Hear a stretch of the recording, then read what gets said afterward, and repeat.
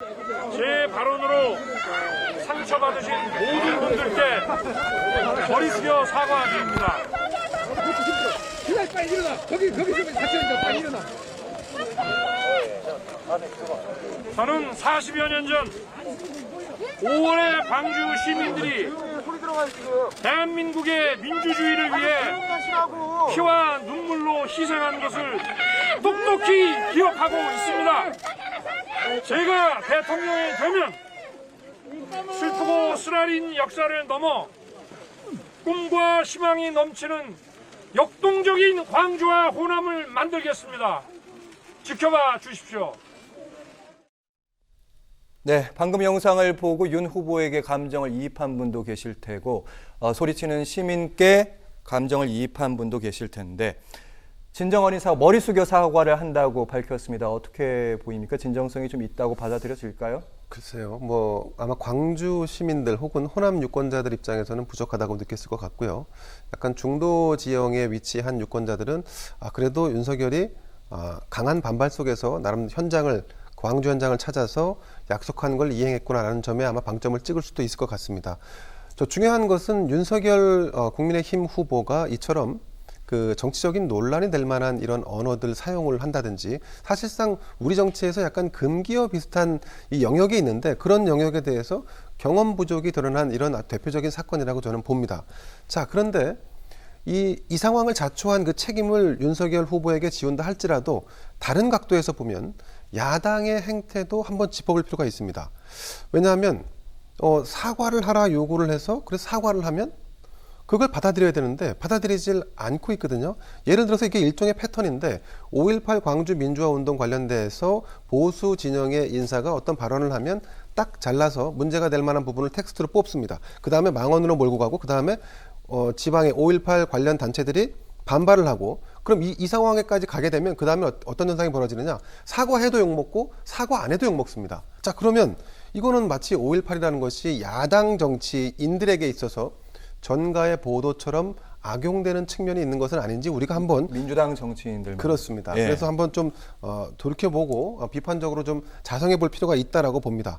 자, 그리고 저는 또 한 가지 주목했던 것이 5.18 정신을 헌법 전문에 담겠다라고 윤석열 후보가 입장을 밝혔는데 사실 이거는 정치공학적인 입장에서만 본다 그러면 호남 민심도 잃고 영남 민심도 자칫 잃을 수 있는 선택이다. 그래서 사실은 요즘 윤석열 후보가 지지율이 높지 않습니까? 예. 그리고 이제 캠프 안이라든가 당에서 어떤 이런저런 코치와 지도를 해줄 텐데 사실은 그런 것들을 다 간과하고 본인의 어떤 고집을 좀 가지고 이런 언행을 하는 것이 아닌가. 그래서 지금 잘 나갈 때 한 방에 훅 갈 수 있으니 조금 더 신중할 필요가 있다라고 보여집니다. 전략적으로는요. 네네. 네, 그 사과에 대해서 여야 대표적인 발언들을 살펴보고 지나가겠습니다. 윤건영 민주당 의원 준비된 원고 한 장 읽고 돌아오는 것이 사과인가? 진정성이 없다는 얘기입니다. 박주선 전 국회 부의장 검찰 출신의 호남의 정치인이었죠.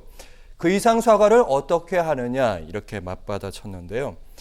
사실 여야의 평가도 엇갈리고 바라본 유권자의 평가도 좀 엇갈리는 측면이 있는데 저는 이 구절에 대한 부분이 좀 눈에 들어오는데요. 꿈과 희망이 넘치는 역동적인 광주와 호남을 만들겠다. 어느 지역이나 다 그렇게 돼야겠지만 광주 호남에 대한 메시지는 5.18 민주화 항쟁에 대해서 진상규명을 하겠다. 이런 메시지들이 더 낫지 않았을까요? 네.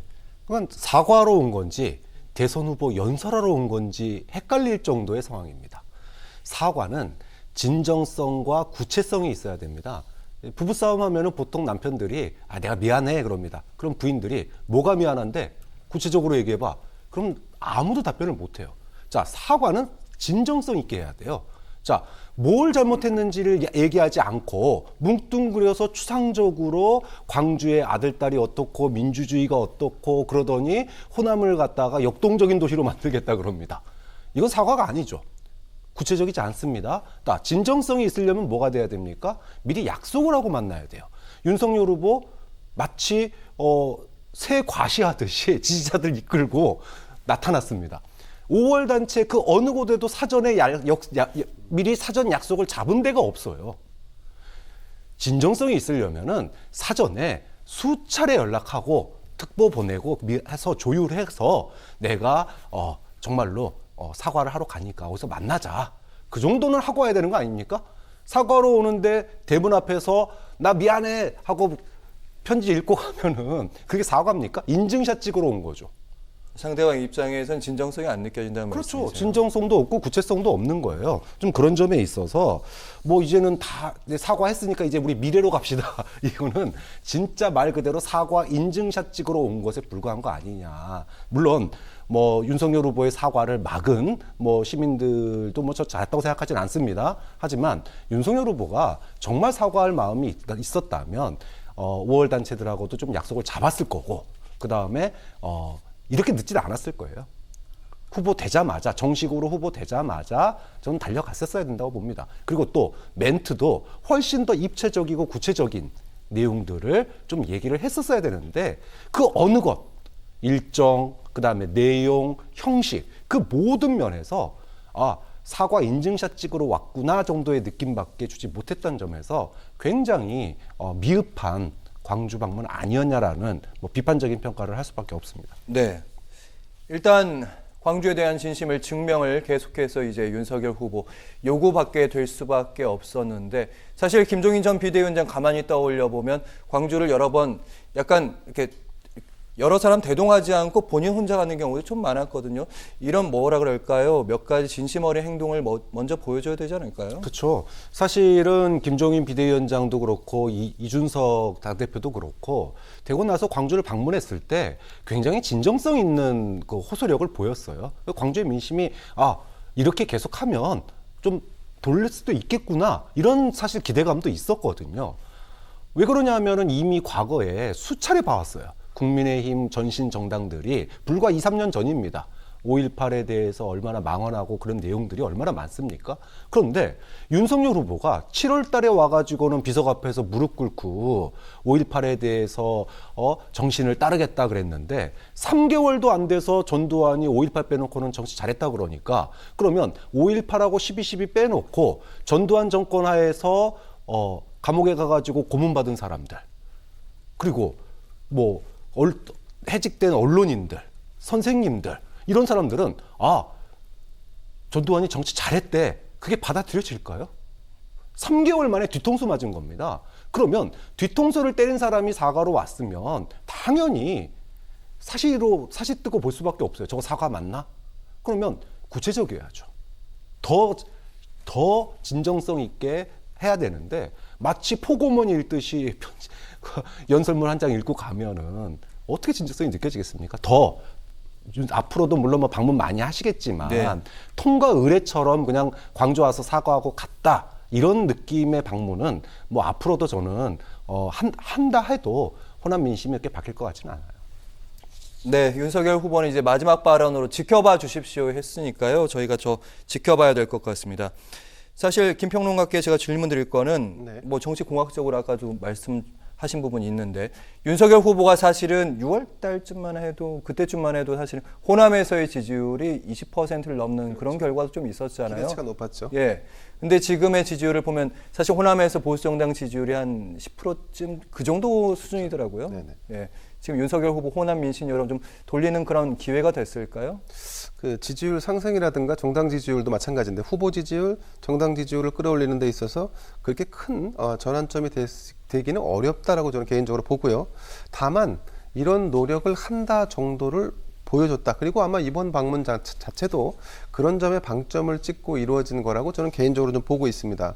자, 이 선거철만 되면 호남 민심을 구애하기 위해서 보수 정당의 어떤 출마자가 이렇게 자주 찾아가고 또 호소하고 하는데 사실 그런 전향적 자세가 지속됐다면 지금쯤이면 좀 전에 말씀하신 것보다 훨씬 더 높은 지지율 뭐 이런 게 형성돼 있어야 되는데 이제 호남 거주하시는 유권자분들도 아는 거죠. 이 친구들 왔다가 대충 그때 선거철 끝나고 나면 또 언제 그랬나는 듯이 지역의 어떤 국회의원 의석 배석이라든가 뭐 아니면 공천 문제라든가 이런 부분에 대한 신경을 쓰지 않더라라고 하는 게 반복됐기 때문에 이번 그 윤석열 후보의 방문도 사실은 지지율이나 이런 부분에서는 거의 효과가 없고 오히려 사실은 기존에 있었던 관성이 고착화되는 느낌마저 저는 받고 있습니다.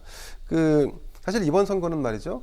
초박빙으로 결론이 내려질 것이다라고 하는 예측이 많습니다. 그 얘기인즉슨 철저하게 진영 선거로 치러질 가능성이 높다는 얘기인데 자, 이미 그 징후들은 많이 나타나고 있습니다.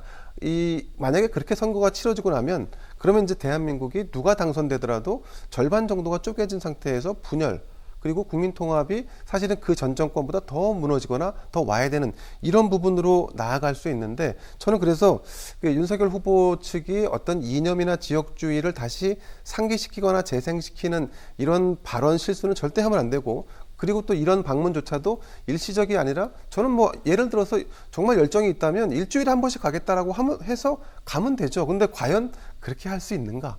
이게 관건이라고 봅니다. 네, 어제 광주 방문에 이어서 윤 후보 오늘은 목포와 봉화마을을 찾아왔습니다. 목포에서 김대중 노벨평화상 기념관을 찾아서 여러 얘기들을 했는데 그중에서도 통합, 김대중 오부치 선언도 좀 얘기를 했습니다.